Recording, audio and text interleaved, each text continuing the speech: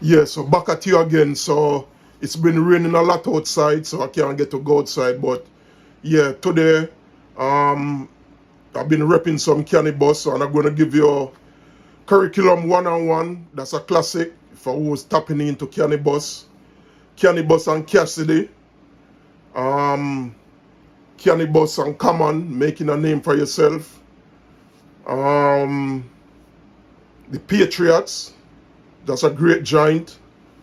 Javelin Fang. That's another banger. Captain Cold Crush. That's another banger. Master Thesis. That's like, you have to go in the dictionary and stuff like that and look up the words.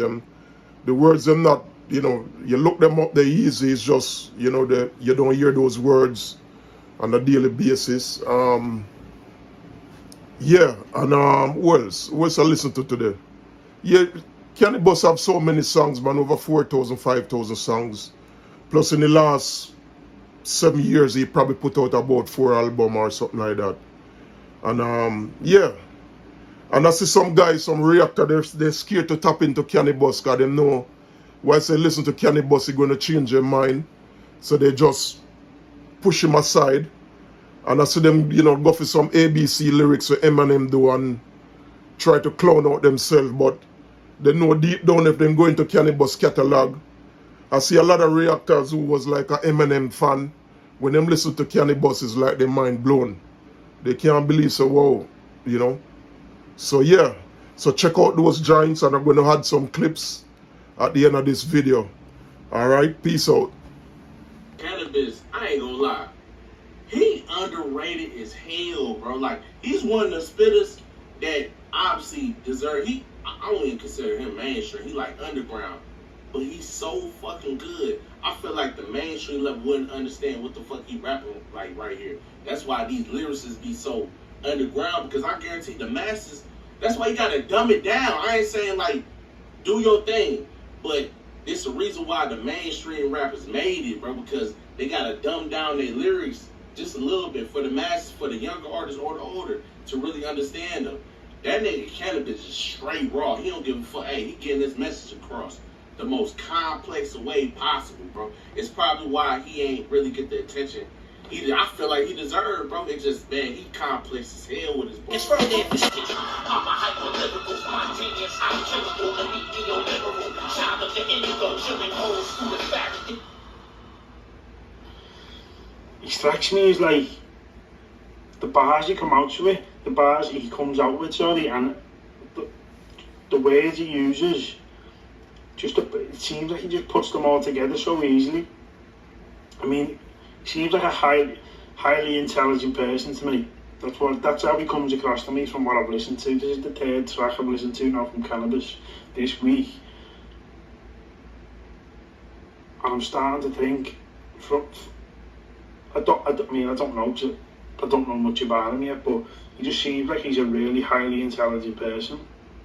I mean, you guys will know more than me because you listen a lot, but his rhymes are insane, they really are. He's definitely up there with one of the best lyricists that I've ever heard, and I'm only 3 tracks in, so I'm looking forward to going further and further. I'm wrapping it up. Yeah, I'm wrapping it up. So we in mixing now, or everything just it's done? It's done. So it's time to set up a plan? Yeah, nah, the plan been, yo, who you think you're talking to? You're talking to the Navy SEALs, man. The plan's been done. Everything is done. All it is now is just application now. Yeah, you just gotta apply it. It's carrying out the mission. Yeah. You know what I mean? Niggas with the backpacks is already in your backyard waiting for you to come home. They've been here for 3 days, man. You think we here? They not here. They been here, man. Got a million barefooted refugees to catch your leg over the machete, man. With a coconut in their hand, bro. The measurements be in tux and everything, man. Now we're about to jump into the track Niggonometry. Yeah, Niggonometry. Actually, we're going to play something that's some consequences. Yeah, Niggonometry, that's a good, Don't confuse fun track. Consequences. A lot of, common sense. Everybody exactly what you're playing. That's right. White business, you know what I mean? True indeed. Now, what about the title of the LP? What's the title of the LP? So it's all looked down. The title of it is Can I Bust, with no question mark, because I'm not asking you or anybody anything. Telling you know what I'm saying? It's a Word. statement, yo. Telling you. A lot of people be putting a question mark like I'm asking you now. I'm not asking you anything. In the you went to the Army, right? Yeah, 01. Yeah. 01. So that was that right after BC? So 2000 BC came out in 2000. Yeah. Yeah. So, kind of give us like how was your experience, man? Like it's let's see, 01, and this is September 11th happens. Yeah. It's a hell of a time to be in the Army. It's right after September 11th. So pretty much that experience. I mean, what can I say, man? Like at that time I made a record. It was the See True Hollywood Stories. That was the album. Mm-hmm. The album was, it was satire. I've heard people say, yo, it's satire. It's true. It was. It was just done to kind of like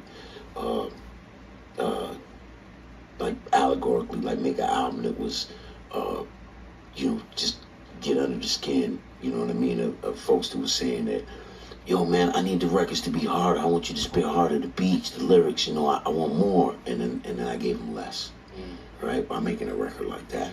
And the record was strictly just something that, it wasn't serious, but it was like something that it was still palatable. It was something that was tangible. You could have went out, got the artwork, you look at it, you open the fold out. Right. Who's this guy wearing that shirt? And why is he writing that? And then, we paid 25 bands for the Source ad, to run that ad. So crazy. The Source, and you know what? The Source was scared to run the ad because of the relationships that they were saying could have been ruined, right? Mm-hmm. And they did it for the money. Of course they did. That's what I'm trying to say. So, and then after that, they turn around and blackball me further. You know what I mean? So, it took money, to like blackball me, right? Wow. So, you're talking about that record was made like the way I felt at that juncture was like, you know what, rap ain't it. I'm still young enough to go out and make a difference And do something else. That's right, and pretty much like be a kaiju in a way, for, try to do something good, right? But then, of course, you make records, and you do a record like Draft Me, and you say a lot of crazy stuff on the record, and then you grow, you get older, you see things, other people see things, you become privy to certain things, and you're like, man, wow, it's like everywhere you turn, you're trying to make a difference, trying to make a change, and you kind of find yourself like adding on to some of the things that have made the world more disconnected, right? Because before and after pictures tell you a lot about, how good something was, right? Before and after pictures, right? Yeah. So that's all really you got to do, man. That's my answer to anything. How many years were you in the service? I mean, got in 04, supposed to be 2, right? We got in 04, got in 01, and got out in 04. So, And then you went overseas? no, that's not. No. You didn't end up going overseas. No, I didn't do that. Okay. No. Yeah, it's just an interesting experience, because it's like, I remember seeing that in whatever magazine, like, oh shit, Canibus is in the... I mean, I did write doctrine for the Strikers, bro, like, first brigade to have them. I always was like a getaway driver kind of guy, and even though I was a scout in 19 Delta, I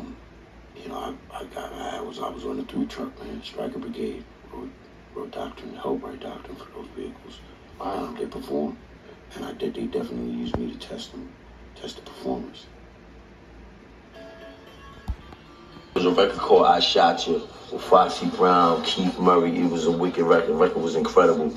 This was supposed to be like a part 2 to it. Like every album, L would have a track on there and just be bananas. And this record was supposed to be the Coconuts record on Phenomenon album, because it's the only one like it on the Phenomenon album. And they called me to come down and get on the record. So I went down, did my verse, DMX was there, we laid our verse the same night. And I went down and laid my verse, and everything was cool. I left the studio, everything was copacetic. I got a phone call a couple days later saying from L that he felt I was trying to play him, I should come in and change my verse. You know what I'm saying? So I did. I went and I changed my verse, and he told me he was gonna change his verse, and he left his verse, and it was dissing me, and I didn't even hear it till later on. And when I heard it, I was distraught about it, you know, and I let it go on. There was a record called I Shot.